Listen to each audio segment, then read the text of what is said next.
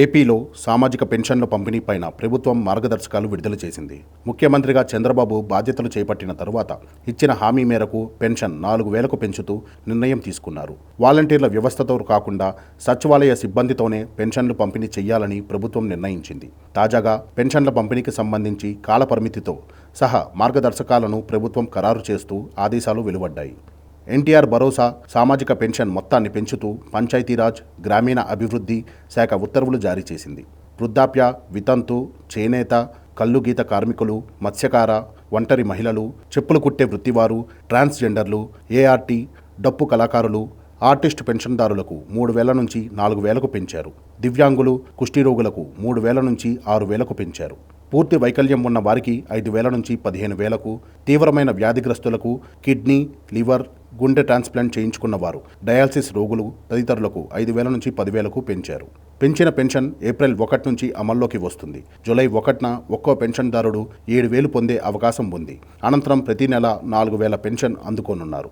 సచివాలయ ఉద్యోగులు ఇంటింటికి వెళ్లి పంపిణీ చేస్తారు. ఒక్కో సచివాలయ ఉద్యోగి కనీసం 50 మందికి పంపిణీ చేస్తారని కలెక్టర్లు, అధికారులు ఆ మేరకు చర్యలు తీసుకోవాలని ఉత్తర్వుల్లో పేర్కొన్నారు. ప్రతి నియోజకవర్గంలో ఎమ్మెల్యేలు, జిల్లా మంత్రులు పెన్షన్ల పంపిణీ కార్యక్రమంలో పాల్గొంటారు. గతంలో వాలంటీర్ల ద్వారా ఈ పంపిణీ కార్యక్రమం నిర్వహించగా ఇప్పుడు సచివాలయ సిబ్బంది పంపిణీ చేయనున్నారు.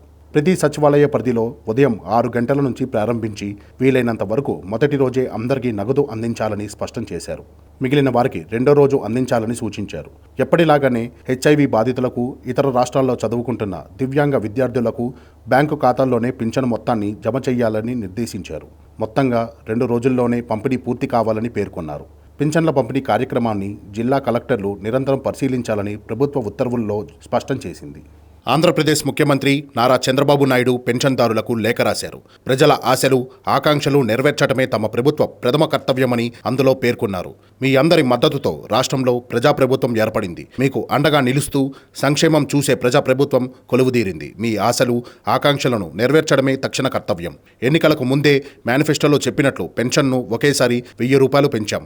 ఇకపై 4,000 పెన్షన్ ఇస్తాం. దివ్యాంగులకు 3,000 పెంచి ఇకపై 6,000 ఇస్తున్నందుకు సంతోషంగా ఉంది అని చంద్రబాబు అభిప్రాయపడ్డారు. 28 వర్గాలకు చెందిన 65,18,496 మంది పెన్షన్ లబ్ధిదారులకు జూలై 1వ తేదీ నుంచే పెంచిన పెన్షన్ ఇంటి వద్ద అందిస్తాం. కొత్త ప్రభుత్వం ముందు అనేక ఆర్థిక సమస్యలు ఉన్నాయి. ప్రజా సంక్షేమం కోసం ప్రభుత్వం ఏర్పడిన తొలి రోజు నుంచే మంచి చేసే నిర్ణయాలు తీసుకున్నాం. పెన్షన్ పెంపు వల్ల ప్రభుత్వంపై నెలకు అదనంగా 819 కోట్లు భారం పడుతుంది. ప్రజా శ్రేయస్సు కోసం ఈ నిర్ణయం వెంటనే అమల్లోకి తీసుకొచ్చాం.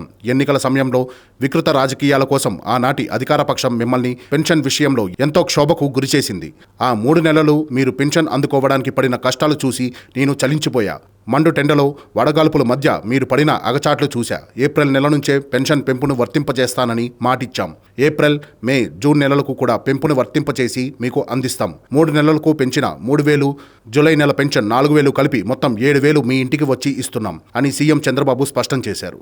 సంక్షేమ పాలకుడు, సామాజిక పెన్షన్ విధానానికి ఆద్యుడు స్వర్గీయ ఎన్టీఆర్ పేరును పెన్షన్ కార్యక్రమానికి పెట్టాం. ఎన్టీఆర్ భరోసా పేరుతో ఇకపై మీ ఇంటి వద్దకొచ్చి సామాజిక పెన్షన్ పంపిణీ జరుగుతుంది. పెరిగిన పెన్షన్తో మీకు ఆర్థిక స్వావలంబన, భరోసా లభిస్తుందని ఆశిస్తున్నాం. ప్రజా భద్రత మా బాధ్యత. ప్రజలు సంతోషంగా, ఆరోగ్యంగా ఉండాలని కోరుకుంటున్నాం. ఎప్పుడు మంచి చేయాలని చూసే ప్రజాప్రభుత్వాన్ని ఆశీర్వదించమని కోరుకుంటున్నా అని ఆ లేఖలో చంద్రబాబు కోరారు.